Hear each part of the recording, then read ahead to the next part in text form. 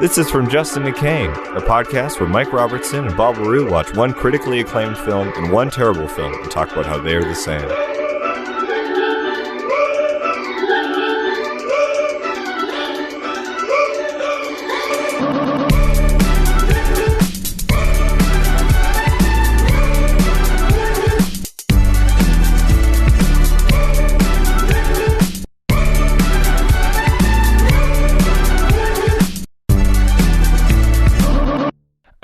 Welcome everybody to From Justin to Kane. I'm Bob. And I'm Mike. We're back to our regular programming. No guests this week. Frickin' no guests. Get out of here, guests. Except, I guess the guests are the movies we're talking about, because they're going to take a brief moment on our show. The guests are the canines at home. Oh, yeah. Well, welcome, guests, canines at home. Or on the bus, wherever you are. There you are. Yeah. Do you listen to this on the train? Hopefully, I wonder if anybody's listened to this on an airplane yet. I bet you at least one person has. I hope so. I freaking hope so. If that hasn't happened, if one of you could make that happen, that would be pretty slick. But what are the two movies, Mike, that we're talking about this week? Today we're talking about the good movie is the 2002 film Solaris, directed by Steven Soderbergh. The remake. The remake, not to be confused with the original. So we're not doing the original. We're not doing the Tarkovsky film from the 70s. We're doing the Steven Soderbergh remake just because, we thought it'd be fun. Life's for living. I also think people kind of expect you to do the original thing sometimes, but the remake of this was also good. So I think Mike and I are real edgelords when it comes to our content here. Yeah, we're really changing the game, as it were, for cinephiles for sure. all over the world. For sure. And the other movie is a very exciting film. I think Mike begrudgingly watched this. Did you enjoy this film? The one I'm about to name? Are you just going to wait until we stop talking about it before you name it? Yeah. Okay. I'm trying to build suspense. Is it working or is it just awkward? I think it is. Yeah. Oh, wait. It's in the title. It's not a mystery. Okay. It's Reign of Fire. Fuck me. Yeah. It's 2002's Reign of Fire. Did you enjoy watching it? So, yeah, the first hour of the film, I was actually kind of into it. I was really into the world building. I thought the acting was pretty good considering the script was whatever, but it was an interesting action movie. Mm-hmm. But as the movie went on and you saw the dragon more, for some reason it got less interesting. I don't know why. I know it's like the Jaws syndrome. Once you see the monster, it's not scary. Or like Alien, it's like all they do is talk about the dragons. And they're afraid of the dragons, and you see the aftermath of the dragons, and that really paints a picture and builds tension. But once they're flying around, you're kind of like, yeah, just a poorly animated dragon trying to fuck shit up. Yeah, the CG was also left a little bit to be desired, unfortunately. So, yeah, I have a little note on that. This was a benchmark film for visual effects. Oh, really? Yeah, could have fooled me. It was fucking 2002, man. Yeah, but this is 3 years after The Phantom Menace? Oh, yeah. Well, when you put it like that. The Phantom Menace was had better special effects. Jar Jar looked better than those dragons. Am I right? So you know what's funny? I am not going to agree with you, but you know what's funny is the animation supervisors and stuff on Reign of Fire, they kind of looked at the other sort of dragon films that had come out, like Dragonheart, and Jurassic Park was another example. And they were like, it sucks because you can do skin, but if you have to do scales, you layer them on top of the map, the skeleton of the animated thing. And then once they start moving, the scales stretch and they stop looking realistic. So they had to use the techniques used in the 2000 film Dinosaur, released by Disney. I haven't seen this movie. Have you seen it, Dinosaur? I used to put it on at the video store when I worked at a video store, but I never really watched it. It was just kind of on. Right. That's a good movie to play in a video store, actually. Just as banal background movie time. Yeah, if you're not watching the trailer videotape that they make you play constantly, then you can put on a G-rated movie, so... But anyways, apparently that was the benchmark they were trying to match in terms of just dealing with scales, because dragons are particularly difficult. That's interesting. And in this little interview excerpt I read, they were kind of throwing some shade at Dragonheart. I love Dragonheart. I thought visually pretty good movie. Yeah, I am the last one. Exactly. That's what he says. Exactly. Anyways, Reign of Fire and 2002's Solaris. Are we saying Solaris or Solaris? I believe it's Solaris. Cool, Solaris. Also, Good. both movies from 2002, so there's a first similarity. Holy shit. Starting off strong, Mike. Starting off strong. So these movies are the same movie because they came out the same year. So by that logic, every movie that comes out in the same year is the same film.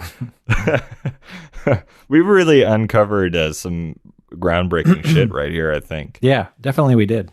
Well, cool. You want to start with Solaris, just because I've been talking about Reign of Fire a little bit. It'd be nice to change it up. Sure. Yeah. So yeah, cool. So yeah, we're doing this Solaris from 2002, directed by Steven Soderbergh, not the one by Andrei Tarkovsky.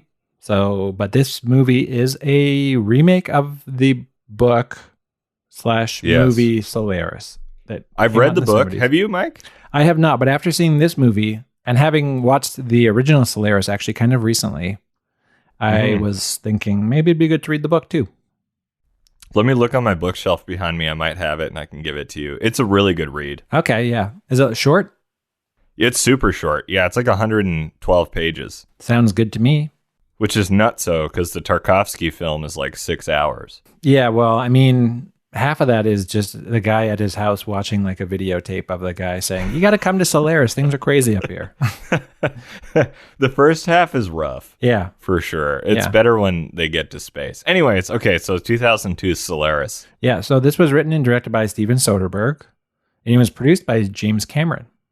And James Cameron was going to originally direct the movie. But then he was too busy, so he decided to pass it off to Steven Soderbergh. And what was he even doing? This was around early 2000s. Was he in pre-production on Avatar already? He may have been doing that. He may have also been doing, this was like post-Titanic, so he was... I know for a couple of years he was basically just doing a bunch of Titanic-themed documentaries. Right, and he went to the bottom of the Marianas Trench or whatever. I guess he is a busy guy, and he doesn't need to justify anything to you, Bob. Leave Jim Cameron alone. I'm not a huge fan of him, but he seems unsavory as a person. But that's neither here nor there. Yeah, that is neither here nor there. This movie, according to Soderbergh, is based more on the book and is not a remake of the original movie. So he used both as kind of inspiration for the film. But he was kind of leaning more towards what the book was bringing to the table than the movie. And you will notice that to be true, particularly in the costume design, because the characters kind of wear things that are more, 60s, 70s idea of sci-fi than what's in the original Solaris movie, where the main character, Chris Calvin, wears a mesh T-shirt for most of the film. You can see his little nippy. Yeah. Yeah, the costume design is wild. It's very 70s and Russian. Yeah. Yeah, the costumes in the original are pretty cool, but also kind of funny. He's wearing a mesh. He's going to the club, essentially. There are parts of the 70s Solaris that doesn't just age poorly, I think. Yes. On an aesthetic level. I think sort of thematically very strong, blah blah blah, but there's some visual stuff that's a little clunky. I do like in the original one, and I know that this episode is not us comparing the original to the new one, but I do like in the original how they represent the planet Solaris. I like those little macro shots of the little chemicals reacting. Yeah. I like that over the CG planet that they do in the new one. I agree. It was more painterly and interpretive, in the original. I thought it was cool. More surreal. It was a little on the nose. More surreal. What a great word. Wow, Mike. Nice. Thank you. So supposedly Stanislaw Lem, the guy who wrote the book, did not like either of the movies. Really? Yeah, supposedly. Is he still alive? I don't know. I doubt it. But he was alive in 2002? Yeah, I guess so. Holy shit. I assumed he died a long time ago, but no, I don't actually know anything about him, nor did I do any research on him, but I assume he was some Russian guy who wrote a book called Solaris. Based on the available evidence. You know what's crazy about it, though? So you and I don't speak Russian, so we're reading... Now, you don't know that to be true? If you busted out Russian right now, I would literally shit my pants. Can you speak Russian? In Soviet Russia, pants shit you. I'm going to take that as a no. But anyways, it's crazy because the book is so beautiful in English, but I can only imagine it's even better in Russian. Probably. There's always liberties taken because translations don't really, it's not 1 = 1, you know? Yeah, that's true. Yeah. Yeah. So I've always thought about that when I read translations. But anyways, the English translation, whoever did it, I don't know, did a killer fucking job. Well, that's good to hear. If you're listening and you translated the original Solaris into English, good job. And thanks for being a canine. Yeah, thanks for being a canine. One of our cooler canines. Yeah, definitely one of our more accomplished ones. Toss shade at all the other canines. We love all canines, but but if you're a literary translator, that's pretty fucking cool. That's pretty cool. So some more facts. Daniel Day-Lewis was supposed to be in Solaris. Oh, thank God he wasn't. The main character, yes, thank God he wasn't. But he was too busy working on Gangs of New York, or as they say in Hollywood, gangs. So he was busy with gangs at the time, so he couldn't shoot Solaris. They just chop that name up, or what's the reason? No, I just mean when you're like a Hollywood mover and shaker, you got to like talk faster. So you're like, Dan Lewis can't do Solaris because he's shooting gangs right now. Right. Yeah, everything's truncated. You're right. Yeah. You do just kind of. Oh, that's. Would they call him Dan Lewis or Dan Day Lewis? Seems kind of like. Why I think not just Dan say Lewis. his whole name? DDL. Daniel.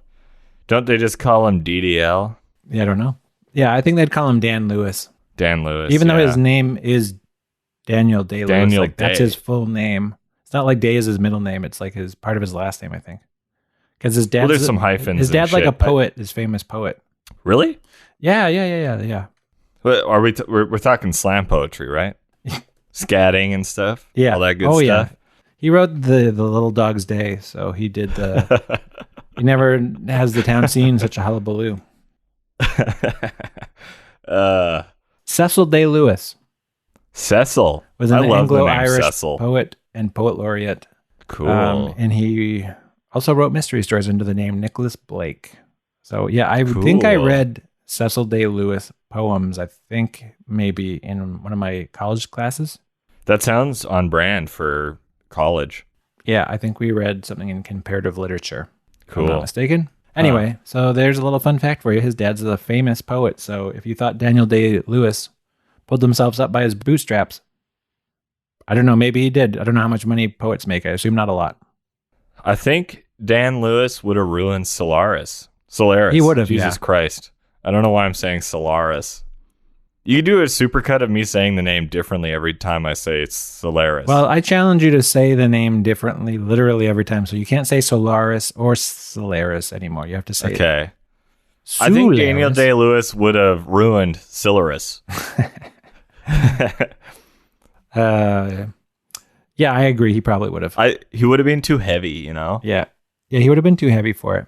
If you're walking around with 2 left feet and all that shit. Also, they're all on the Call me set. Abraham Lincoln. Yeah. Fuck. I abandoned my boy to go on this spaceship. I've abandoned my child. Ugh, all that stuff. He's in method acting. Future movies. Like he's Abraham Lincoln, but he's in the Solaris set.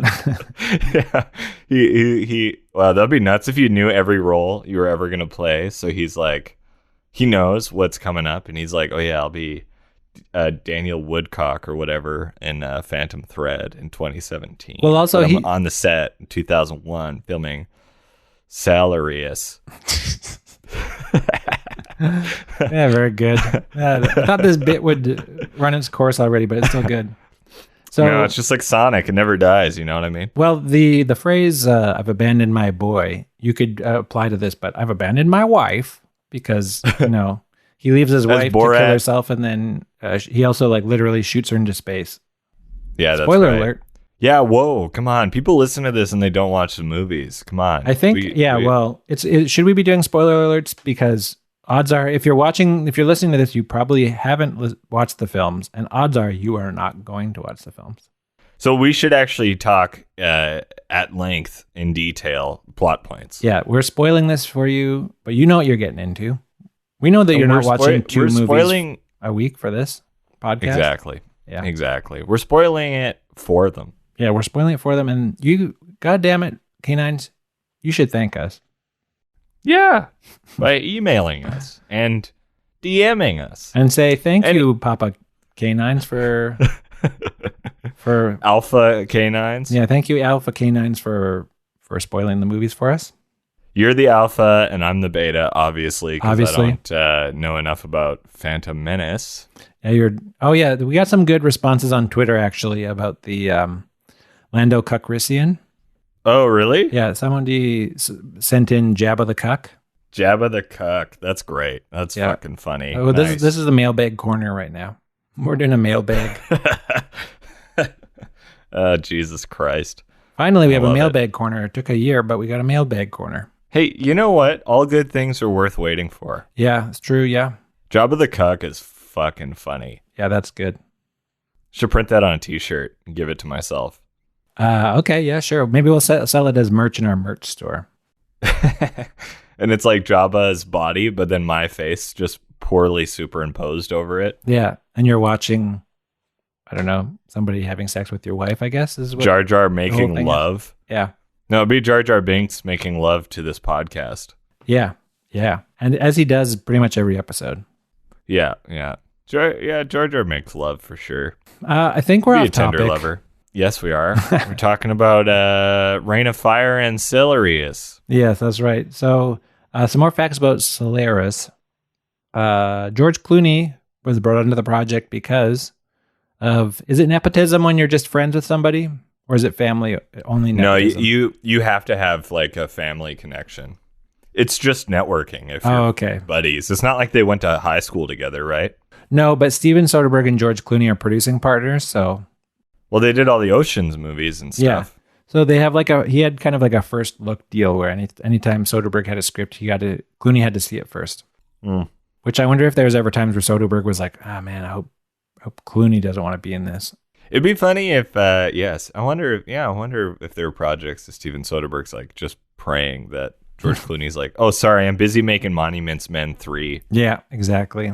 In classic form, Soderbergh was also the editor and cinematographer under fake names for this movie.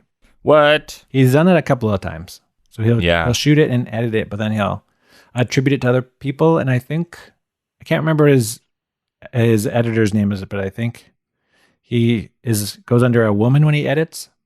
Mm. So given more women jobs, I guess, in the industry, which is good.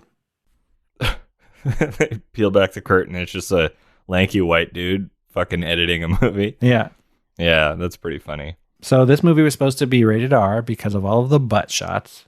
You see George Clooney's butt a few times, which I was surprised by. Thank goodness. Yeah, Bob was into the butts. Oh yeah, always. Love some good B-roll. But it was appealed to go down to PG-13 using like the NYAPD Blue precedent, I guess. Like they show butts on TV. Why is this movie rated R just because there's butts? Oh, that's interesting. And it's a man's butt, which is like supposed to be funny, really, if you think about it. So boom. First similarity, I guess second similarity between the two movies. You see a lot of dragon butt. Exposed dragon butt, and apparently I was wondering where you're going with this. They had a major debate, with the whatever the board's name is that gives the ratings of films, and they're like, there's just too much really gratuitous dragon nudity, and frankly, just long at length conversations about how they fornicate, and it's just deeply inappropriate, and it's going to ruin our youth. Yeah, so the director had to go to bat, and then in famous form, there's this famous sex scene between the two dragons. And they were going to reshoot it for the censor board, and the censor board never showed up, so they got to just leave the movie as is. That's a meta bit about Psycho. That's right, yeah. Yeah. Anyways. That's not a tail you see in the movie. It's a giant peener. Peener, yeah. Well, it's interesting that the dragon, the one male dragon, spoiler alert, has to just like inseminate all eggs. Uh-huh. Like surely the genetics, they would become sort of degraded over time. Yeah, that's right. A single male doesn't make any sense. So, I mean, if anything, there was no stress. They just had to ride it out because the dragons would destroy themselves by virtue of their incest. Interesting. Yeah. Big old plot hole, dummies. Yeah. Take that, McConaughey, and Christian Bale. Yeah, take that, you guys. All right, talk more about Solaris. Not a whole lot left to say. Okay. Wow. I'll be honest, I only really just looked on the Wikipedia for this one. Yeah. But a little quote from Wikipedia, probably from an article or an interview or maybe even a book originally. But Stanislaw Lem says about the Solaris movies, especially the remake, the one we're talking about. He says, as Solaris' author, I shall allow myself to repeat that I only wanted to create a vision of a human encounter with something that certainly exists in a mighty manner perhaps, but cannot be reduced to human concepts, ideas, or images, which is why the book was entitled Solaris and not Love in Outer Space. So he's dunking on... He's just shitting all over the fact that they wanted to make these into films at all. Well, yeah, because this movie more than the original is kind of like about just like relationship stuff. Yeah, it feels more romantic. Whereas the other one kind of has this kind of dark existentialism about it. As one gets when they watch a VHS tape for 3 hours. Exactly, yeah. Just filled with existential dread by virtue of how lonely you are while you watch a VHS tape. Yeah. Like you at the rental shop when you used to work there and you'd put on Dinosaur. I know. Well, I actually put on Citizen Kane once. Whoa, I bet. And they fired you for it. Well, I put on Citizen Kane. No, that movie's PG. No, I'm just joking. I put on Citizen Kane and they made me take it off because it was boring, is what they said. Jesus. Wow. Your employers, not cinephiles. I know. Well, exactly. I put on movies. I was like, oh, people will want to watch Casablanca, but then they were just like, no, put on, I don't know, just something god awful. Daredevil, 2006's Daredevil. Yeah, sure. You remember that movie? That. Wild ride.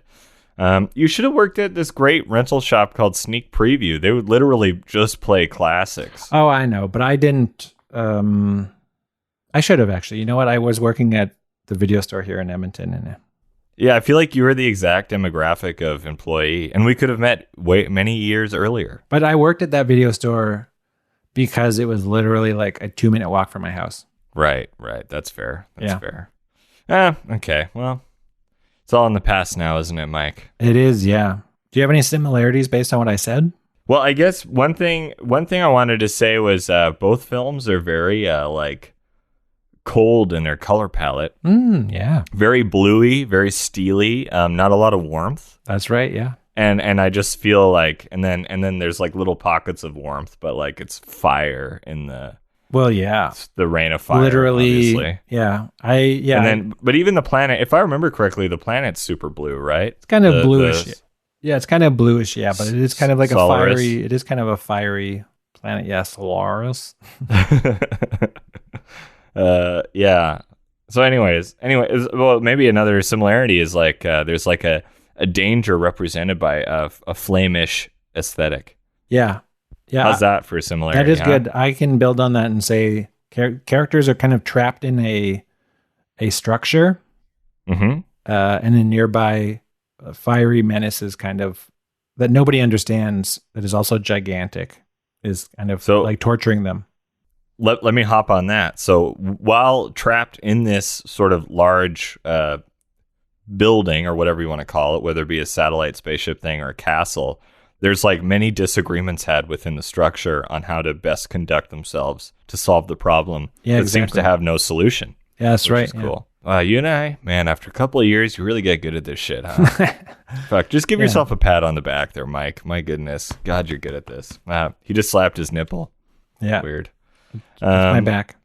No dragon nipples in this movie. You know how like Alien Requiem, there's like big old nipples on the alien? I don't. Nothing. But these dragons. I'll assume it to be true. It is absolutely true. You can YouTube it later. But yeah, no dragon nipples, just giant junks. Just giant junks. Is that everything for your that's all I got there, for Mike? now, yeah. Okay, well, feel free to interrupt me as I deep dive into Reign of Fire. Okay, sure, yeah. All right, I'm just going to have a little sip of my non-bubbly beverage. And also, it seems like every time that we record, there's kind of like a mini heat wave happening. Yeah, I'm sweating my bag off over here. I don't know how you're feeling. Do you have air conditioning in that house of yours? We do not, no. Ah, yeah, good. That makes me feel a little bit better, if I'm being honest. Yeah, I'm sweating. I'm stuck to this chair. My back is sopping wet for the listeners at home. Yeah. Oh, yeah.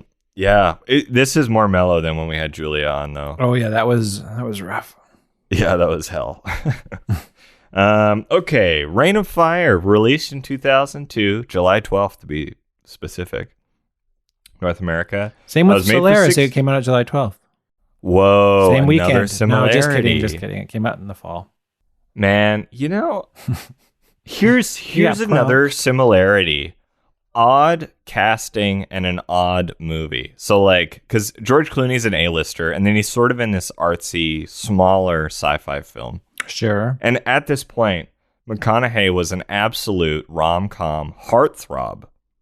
And he's in this stupid Waterworld-esque action movie starring also Christian Bale, who at this point was like a respected actor and was sort of doing cool stuff. And then to just be in this shit pile of a movie is really interesting for both of them. Well, also, both movies have an actor that played Batman at one point. Oh my God, you're right. Holy shit. That's a great similarity. Fuck. Yeah, George Clooney was Batman in Batman and Robin. That I didn't even think about that. We should do Batman and Robin. Yeah, we should. That's a great idea. I'd love to rewatch it. It's got Uma Thurman, Arnold Schwarzenegger, right? That's the one? Yeah, Jim Carrey? George Clooney. Yeah. No, it doesn't have great. Jim Carrey in it. Jim Carrey was in Batman Forever. Oh, Tommy Lee Jones when he's Two-Face. Yeah. Val Kilmer. Oh my God, so many people have played Batman for some reason. That's crazy. You know who would have fit in this movie? I think Reign of Fire. I think Val Kilmer would have fit. Yeah, this would have been a Val movie for sure. Yeah. Okay, so made for $60 million, grossed $82.2 million. So kind of broke even, I guess, after advertising costs and stuff. It's directed by Rob Bowman. And so Rob Bowman, most of his career was spent directing television. This was kind of the only film he directed, which is interesting. It's also a piece of shit, so maybe that's why. But Rob Bowman had a prolific career in television direction and as an executive. Just a little burp for the listeners at home. Jesus Christ. But I want to talk. So Rob Bowman comes from a line of Hollywood TV directors. So his dad, Chuck Bowman, was a director. He directed TV, classics. So The Incredible Hulk, the original TV show, The Greatest American Hero, The A-Team, T.J. Hooker, MacGyver, In the Heat of the Night. They Came from Outer Space. And he was also an actor. He acted in Dragnet and The Rockford Files. Oh, wow. And he also directed. No, he didn't act in. He was a producer and directed some episodes of Castle. But guess who is the executive producer of Castle? His son, Rob Bowman. Oh, wow. And Castle stars Edmonton's very own Nathan Fillion. That's correct, yeah. Yeah, so kind of a little Edmonton shout out there. And so Rob Bowman, the son, the guy who ended up directing this film, he was the executive producer and directed a bunch of episodes of Castle. But he his career is amazing too. So Rob Bowman, when he was directing, he directed a bunch of shit in the 80s, and then he went on to direct a bunch of episodes for Star Trek: The Next Generation, The X-Files, shot in Vancouver, and he executive produced and directed Castle. He was nominated 4 years in a row for producing Emmys for, I believe, The X-Files. Oh, wow, there you go. So good super successful TV career, kind of crazy. And then, he ended up directing this turd of a movie, Reign of Fire. Reign of Fire. Here's just the cast. Also, so it's interesting. There's a lot of rom-com leads. I just want to talk about rom-coms real quick because Gerard Butler and Matthew McConaughey are in this film. And by this point, I guess not Gerard Butler, but he was on his way to becoming a lead because he did a couple rom-coms in the mid-2000s. Yeah, that's right. But McConaughey by this point had done a bunch of fucking classic rom-coms. So kind of cool. But stars Christian Bale, Matthew McConaughey, Gerard Butler, and Isabella Scorupco. Yeah, so she played Natalia in Yes. GoldenEye. Holy shit, really? Yeah, I was like, I know this lady's face for some reason. Like it's like I feel like burnt into my brain. And I was like, Yeah. oh, it's because of the James Bond movie GoldenEye, which I played the video game like probably for hundreds of hours. Right. On which system? The N64? Yeah. Nice. I've played that game. It's extremely difficult. Yes, it is. Yeah. I dare I say unpleasant. I mean, probably now it's not fun, but in the 90s, it was the best thing you could do. Ever. Yeah, I guess. Ever. Yeah, I feel like she had sort of a really short but incredibly intense career because she did some huge movies in the late 90s, early 2000s. But like, I don't know what she's doing now, like TV or something. I think she probably is, yeah. Yeah. I know she was a pop star in Russia or something like that. No, in Poland. Oh, in Poland. Oh, okay, cool. Yeah. Cool. Also, she was like the romantic lead of the movie, but it never really went anywhere. I thought that was kind of interesting too. Yeah. So I have a theory. So the next thing I wanted to bring up was where it was shot. But does the film feel like it's missing like beat points or like plot points? It does kind of feel like it's missing like a middle chunk. So it's not stated overtly, but what I've gleaned from the internet. So it was filmed in Ireland's Wicklow Mountains in a mine. And basically the mine gave them permission to shoot there, but they had to build their sets and like make a deal that when they left, the mine would be exactly as it was when they started. Right. And they were like, they agreed to that. They like built all this shit, blah, blah, blah. But during production, there was an outbreak, the famous late 2001 outbreak of foot and mouth disease all over Europe, which is apparently a horrific disease for livestock and animals. It's not a human disease, but it ravages livestock and stuff. So like, like Denmark, France, the Netherlands, England, Ireland, Germany, they all had to like kill a whole bunch of cattle and stuff to try to stop this disease. And the last foot and mouth outbreak was in 1967. That's interesting. So maybe we'll have another one. But anyways, it was like this really scary livestock thing. Anyway, a lot of animals died as they tried to like, each country dealt with it differently and their policies were different. But it's interesting when you look at the stats and then it's like, oh yeah, there was only one case of foot and mouth disease in Ireland, or there's only 1 or 2 cases in the UK or like in France. But they still killed like thousands of cows and sheep and deer and stuff like that trying to stop this disease. Those poor animals. I don't even know what the symptoms are. Kind of interesting. But this foot and mouth disease outbreak stopped the film from shooting, so they had to just cut. They just started slashing scenes out of the movie. And that's my theory as to why it feels empty. Interesting. Does that make sense? It does make a lot of sense, yeah. Yeah, so that's my theory. Foot and mouth disease. Never heard of it until today. Did a little research. Kind of interesting. That's interesting because they also had foot and mouth disease outbreak in space when they were shooting Solaris. So they had to cut scenes. Yeah, they're like, we shouldn't have brought this cow with us into outer space where we're impractically filming this movie. And then the last thing, like I said earlier, was that Dinosaur was the benchmark for visual effects. So like, I guess like slimy shit was easy, but like scales were tough because scales can't like stretch. Yeah. They don't normally stretch, but Right. in how it was animated, the stuff was stretching. So, and the male dragon, the one that, inseminates all the eggs, is also the primary antagonist. So it's a 100-foot creature with a wingspan of 300 feet, and it could undergo enormous speeds and accelerations. And yeah, and like there was a lot of problems that had to be solved. I guess the last thing to say is its critical reception was mostly bad, with some reviews were just like, this is such a fun idea, but an absolute piece of shit. Yeah. And that was kind of the overall vibe. And sometimes that's okay. Yeah, I think so. It shouldn't pretend to be anything that it isn't, Yeah.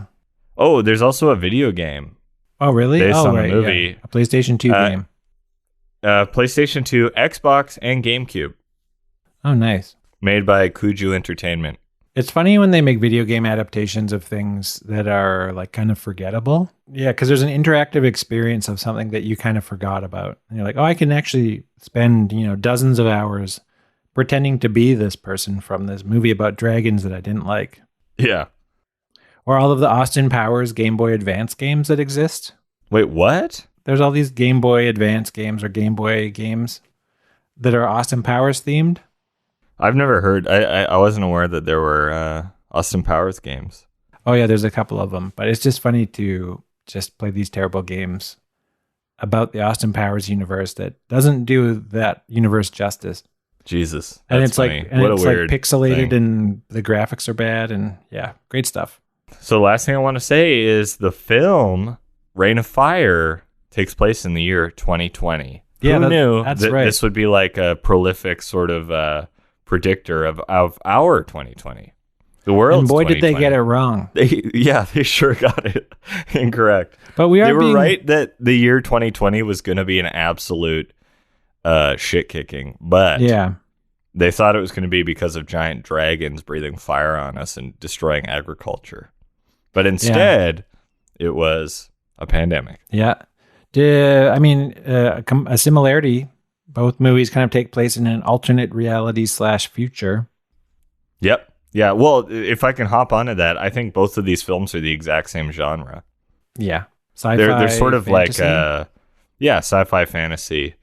Both films have fantasy aspects, but they're also both sort of, they feel very doomed and are sort of apocalyptic. Yeah. How's the heat treating you? Buddy, I'm dying over here. Yeah, I'm dying over here a little bit too. I'm starting to like. I just want to Getting I foggy. literally want to hang up and go have an ice shower. We're gonna make pina coladas. Ooh, a virgin, or are you gonna make them hard? I might put some rum in there. Ooh, nice. Yeah, that's great. Yeah, pina coladas. That's so fun. It's the perfect day to do that. It's supposed to storm out, but I don't see anything. Well, if you like pina coladas and dancing in the rain, Oh yeah, that's right. yeah, you could literally do both This is things. the best day for this. Yeah, I do like getting caught in the rain. Yeah. Oh, yeah, getting caught. Yeah, in I'm the not rain, really into yeah. yoga, so yeah, you're right. This is a good time.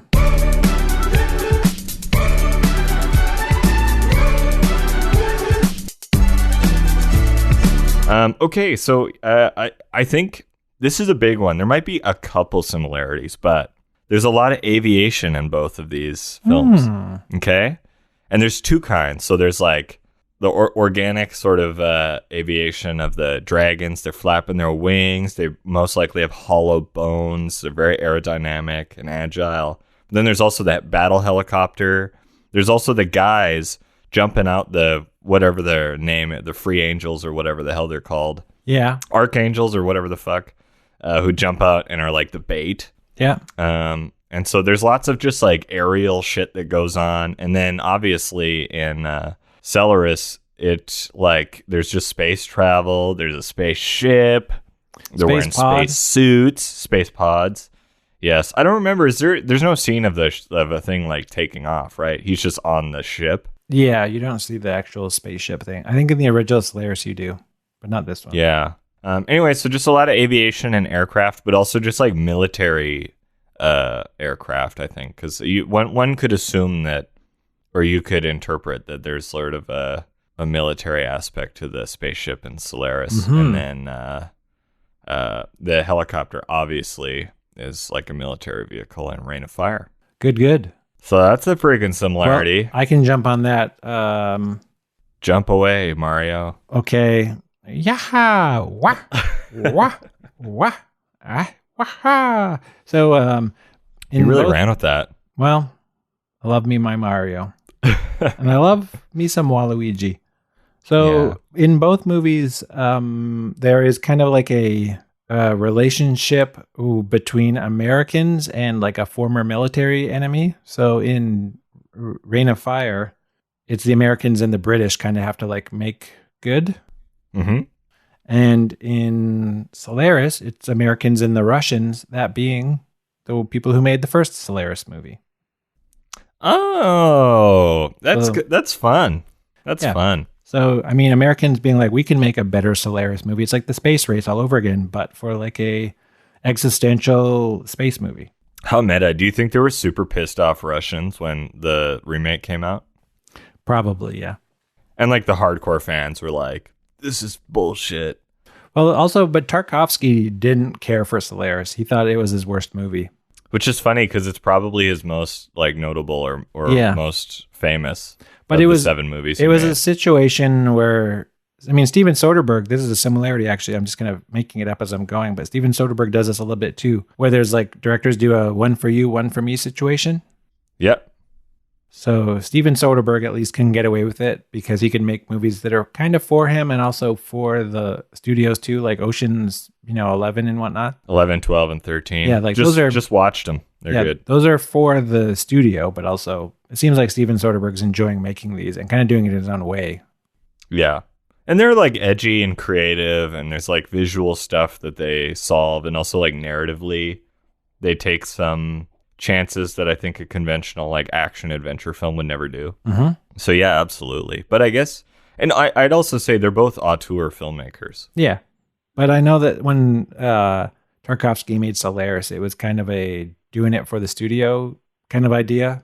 It's pretty funny that that's his film where he sold out, and then for everyone, it's like this crazy art house, I know, sci-fi spectacle. Like just his metric for selling out versus somebody in another part of the world and they're selling out is just shockingly different. Well, you see the differences with how the two Solaris movies present the Chris Kelvin getting asked to go to outer space at the beginning of the movie, because it's like 45 minutes to an hour in the original one where he's in a farmhouse watching this long ass video, and it's like, just like, when will this scene end? Yeah. And then in the new one, it's like, hey, Chris, you want to go to space? Some crazy stuff's happening up here. He's like, okay. And then he's there, and it's like all happens in the first 10 minutes.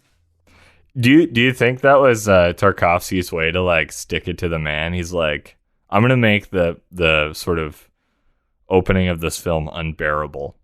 And if you can get through that, then good on you. But also like, fuck you for making me make this movie. Maybe. I do think that there, like, the information that's kind of given kind of sets up the scariness of Solaris a little bit more, because I think that one's more of a horror movie, whereas this one's kind of a weird melodrama. Yeah, well, yeah, Soderbergh's is so romantic, but Tarkovsky's is scary, and like the way like his wife like hits the door and stuff, like the door smashing, and just the tonality is a little more freaky and fucked. And also that scary mesh T-shirt he wears the entire movie. You can see his hairy nips. Also, like, truly. That's terrifying. Great stuff. But okay, so well, both movies, dare I say, feel claustrophobic at times. Good, yeah. Because they're just underground in Reign of Fire, like, and for me, especially the scene where he like turns on the water because the dragon's breathing fire and all that junk. Yeah. It's just so claustrophobic. And I think in the spaceship too, it's just the offices and all of the corridors are so narrow and tiny and unpleasant. So there's a real sort of claustrophobia present in both films. Good. And I think they both tie into sort of the thematic thing that they're exploring, which is entrapment. And in both movies, there's a character who is like kind of trapped in this place, who is set free at a certain point. That's right. Because in Solaris, he sets his wife free because he's like, what are you doing here, lady? You're supposed to be dead. And then he's like, get in this pod, and he shoots her into outer space, and then she comes back. Spoiler alert. And then in Reign of Fire, that kid who's not his real kid is like, I'm out of here. I don't like fighting dragons. And then Christian Bale's like, okay, bye. Mm-hmm. That's pretty much what happens with all of the emotion. Both films have an American arriving late in the game to change the entire dynamic. Good. Yeah. So Clooney shows up and he's like, "What's up? I'm the most handsome guy on this boat." And then they go through all this stuff, and his wife shows up, and McConaughey shows up, bald, poorly bearded, tatted, tanned, sweating like a pig, and chomping a cigar that's never lit. Oh, yeah, that's right. So they both bring like a new vibe, and they kind of quote unquote fuck shit up. You know what I mean? Also, got to say, there's a character who like chomps something who is annoying in the film, who is a side character also. So Matthew McConaughey is chomping a cigar, and he's like kind of annoying in how egotistical and like alpha he is. Yeah. And then in Solaris, there's that guy played by Jeremy Davies who's just like acting in a completely different movie as from everybody else. And he's chewing gum. And like that's his character aggressively. trait. Yeah, his character trait is, you chews gum. Yeah. Because he's constantly chewing the gum. You gotta, I bet you hated that. Oh, I did hate it. I was like, why? There's got to be more to this character than the fact that he just chews gum obnoxiously. Yeah. And just the sound of a guy chewing gum and every scene. Yeah. It's not pleasant. Yeah. Not pleasant for sure. Yeah. That's an interesting one. Yeah. Annoying chompers is what I'll say. Well, also the dragons are annoying chompers too, because they're like, we just want to hang out. And then the dragons are like, I gotta burn and chomp you. And they're like, damn you dragons. Burning and chomping, just punching in and punching out. Yeah. You know what I mean? Am I right? Just trying to get my eggs inseminated. Yeah. Pooped them out in the side of a mountain and waiting for the man to come from London. Yep.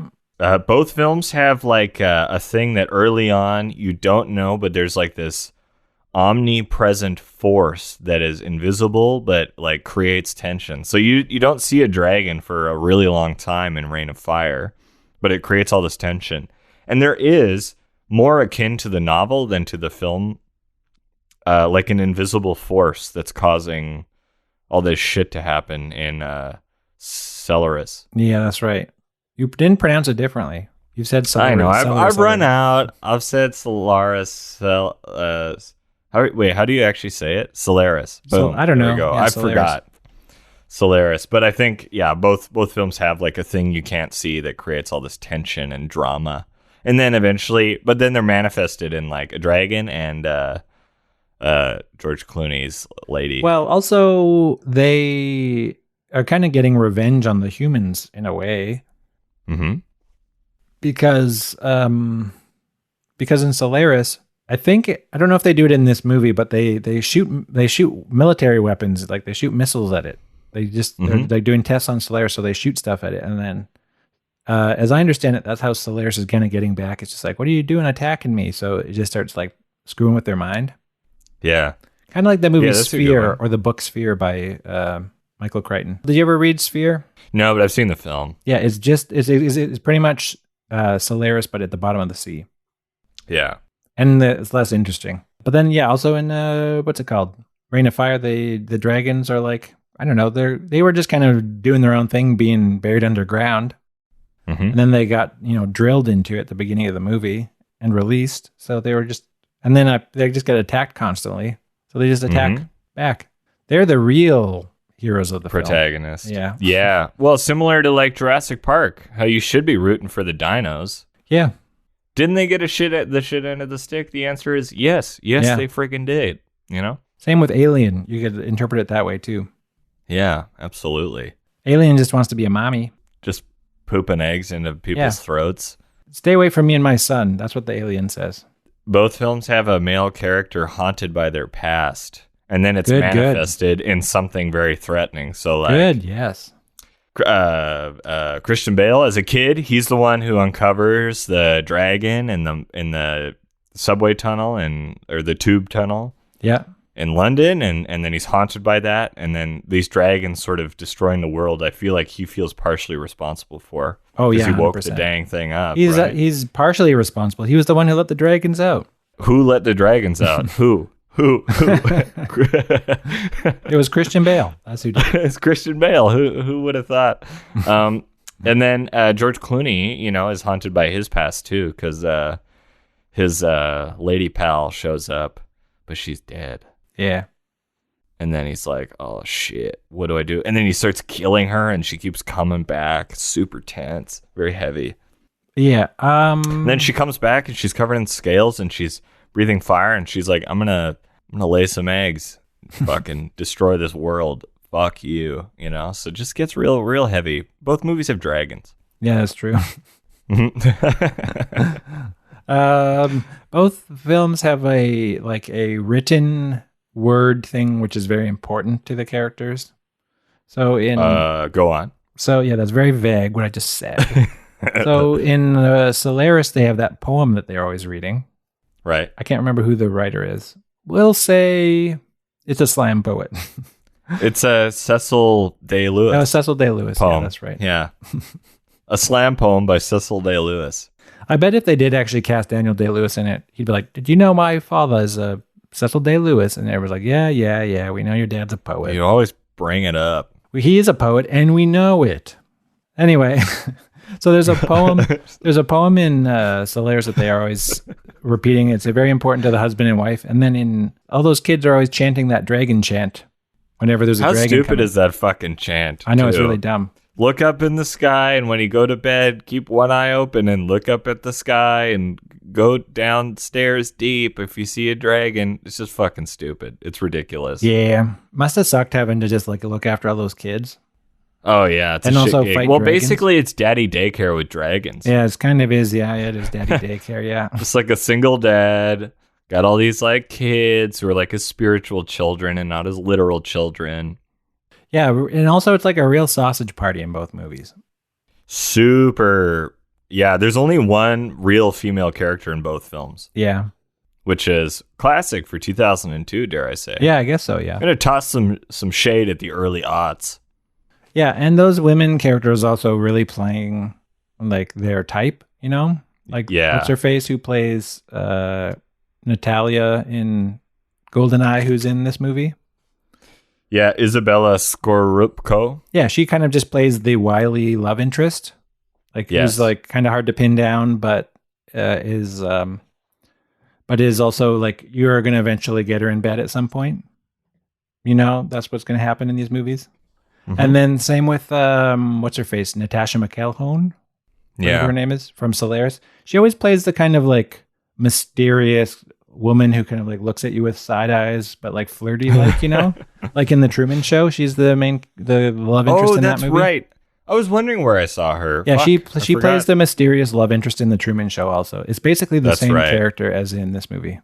Well, her face and how she expresses is just very like ambiguous yet romantic. Yeah. You know? And it's like, ooh, you're like a freaky alien lady. Like she always plays a character that shouldn't be there.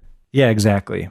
And they're like, and the person's like, I gotta get to know this person. She seems mysterious and hot. Yeah. And a long face with big eyes, but not a horse. Settle down, Jim Carrey. Settle down. That's a good one, actually. That's a great observation. I didn't even really think about it until now, but yeah, the fact that there's only one female character in both. Well, there's another female character in Solaris. What's her face? Viola Davis. Oh, right. Yes. Oh, yeah. I forgot she's in that movie. Yeah, Viola Davis. She's a great actor. She's the only human female character in Solaris. And she also is just kind of playing her type, too. Just kind of like the, you know, brash kind of lady who doesn't take any guff. Yeah. Well, I'm sure there are some like random... Well, there are women underground with Christian Bale's gang, but they don't really have characters. No. Or serve like plot. Well, they're the only other female character in Reign of Fire is the mom. You mean all the moms? Well, there's the mom. All the female dragons. The mom at the beginning who dies. Oh, right. I thought you were talking about the dragons. Sorry. No, I guess, I was like, they're all moms. They're all mommies. The dragons there's only one daddy. You're right. There are lady dragons, and they are moms. And they are kind of also just playing their type, that being a dragon. Well, and their only purpose, I guess, in the eyes of the male dragon is to lay eggs. Yes, right? True, yeah. And he's fucking eating them, too. Like, he's cannibalizing them. It's actually a great metaphor for, like, the patriarchal society that we live in. Yeah, there you go. You could maybe write a really nice, you know, like, thesis on Reign of Fire and misogyny. I dare you. 100,000 words. Go. Great. And also in both movies, the male character gives everything up at the end to be with the lady. So right. So in Solaris, spoiler alert, George Clooney's like, I must stay on this spaceship because I never really went home. Mm-hmm. So he has the option to leave, and then he decides to stay there because that's where his wife is, who was dead, but now is, I guess, not dead. Both films, at the end, the characters haven't seen a dragon in a very long time, or at all. Mm-hmm. So it's been 3 months since they've seen a dragon in Reign of Fire, and in Solaris, they don't say it, but they haven't seen a dragon. Yeah, right. They haven't seen in a very dragon. long time, or at all. So that's a big similarity. That's a huge similarity. Lack of dragons at the end of both films. Yeah, that is true. But they're with their lady, and there are no dragons around. That's good. Good, yeah. No dragons. And it's the future. Yes. Yeah, I have one more, and it's that both movies are about things that drag on. So being trapped on a spaceship for months and months and months really drags on. And in Rain of Fire, just like those drag-ons, they really drag on, you know what I'm saying? Mm-hmm. Yeah. Wow. That was terrible. Thank you. I mean, your last one was also terrible, so I think that's... Yeah, mine was shit. I think mine was... it was dumber. Yours was like clever because there's wordplay, but mine is literally like weak. Yeah, but also that's a similarity though. It is. I think, and both are literal similarities, which is good. It was fun. It was fun to do like early 2000s sci-fi movies. Yeah. I feel like the early 2000s we kind of avoid. Yeah, I mean, it's like peak nostalgia right now, so it's maybe we should be doing those movies because that's where nostalgia's at. But yeah. But also it's like not interesting to me because it's such a weird time. Yeah. Do you think so? I was chatting about this with somebody. It seems like maybe Rain of Fire was the first role that McConaughey did that wasn't like a jokey, lovey, rom-commy comedy film. Yeah, maybe. Is that correct? I wonder. And is that the film that they looked at and they're like, this fucking guy could play in True Detective? I don't know, because he was. Would you count Dazed and Confused as that? I'd say Dazed and Confused is a comedy. Yeah, you're right. It is because he literally that's where the all right came from. You're right. It is. You're right. And he's like, do you have pot? And it's like, no. And he's like, it'd be a lot cooler if you did. You know. He's not playing a serious character. He's not hunting down Reggie Ledoux or whatever that guy's name is, you know. But when he's hunting dragons, I bet you they're like, dang, this guy's got moves. He's got range. He shaved his head for this movie. And he was a heartthrob. I guarantee he took the movie because it was such a change of palette for him in his career. Yeah. I mean, there's a way to find this out, just to literally go on Wikipedia or IMDb, but... There's no. I don't know what either of those things are, so I don't know. Okay. I'm not going to try to do that. I've never heard of those things, so. Yeah, I mean, I'm not thinking very hard, but I can't think of a McConaughey movie before this that was not like a rom-com-y thing. Neither can I. I don't even really remember him being in anything besides Dazed and Confused in the 90s. In my brain, it goes Dazed and Confused, How to Lose a Guy in 10 Days, Ghost of Girlfriends Past, this movie, Dallas Buyers Club, True Detective. These are all out of order, I think, but yeah. I agree, but that's the timeline in my head. Oh, right, yeah. Memory is a fickle thing, Mike. You're not wrong, yeah. Yeah.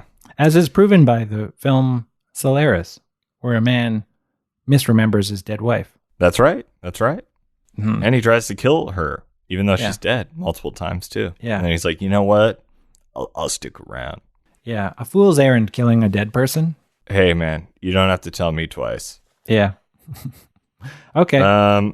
Any closing thoughts on these two movies? Yeah, I just want to bring up that McConaughey thing. I think it's kind of interesting. Yeah. Are you a big McConaughey head? It seems like you bring him up every once in a while. I love McConaughey. I think he's sexy, talented. I think, to be honest with you, I listened to the Armchair Expert interview, and his voice creeped me out. Just how he intonates in real life, I found really unpleasant. Yeah. But I like him in films and TV. I think he might be running for office in Texas. Oh, really? I think so. I think people want him to run for governor because Texas is such an effed up state right now. Yeah. And so they're like, well, might as well fix it with a celebrity, which we all saw how that went last time. So. Well, Schwarzenegger did a lot of, really prolific political career for a while there. Yeah, actually, Schwarzenegger, if you watch him talk now, it's insane how progressive he is for a Republican. You're like, oh, yeah. These people they all have some sort of brain worm, but yeah, Schwarzenegger has it figured out. Interesting. Yeah, he's concerned about stuff and people still. Yeah. That's kind of nice. Yeah, but he's no longer a governor. Oh, of course not. No, he's back in making movies. Oh yeah, that's right. Expendables 7. Mm-hmm. Well, that's cool. McConaughey's is George Clooney going to run for office anytime soon? I don't care, I guess. Hope not. I hope not, but whatever. I'm completely ambivalent Yeah, okay, cool. Well, shit. I mean, fuck, there's nothing else to say, is there? We're just sweating our asses off here. We got a lot of swaths going on right now. It would be pretty legendary if on the Zoom call I was like, okay, thanks, Mike. And then I just stood up and had no pants on. Just full dong in the Zoom meeting. You'd be like, ooh, wow, Bob. Oh, it's because you just weren't wearing pants? It wasn't because your pants were so slick that they just, like, the pants just slid off? No. When I sweat, they stick. Trust me. Yeah. No, it's just the bit is I'm naked. Yeah. Well, this feels over. Okay, yeah, this feels over. So thanks everybody for listening to this podcast. Follow us on social media from Justin Tucane with the number 2 on Twitter, Letterboxd, Facebook, and I guess, and Instagram. And then also leave us a 5-star review on iTunes. Why not? Yeah, that'd be sweet. Thank you. Yeah. Or Apple Podcasts, I guess is what it's called now. Yes. And see you next week, canines. Arrivederci. Woof woof.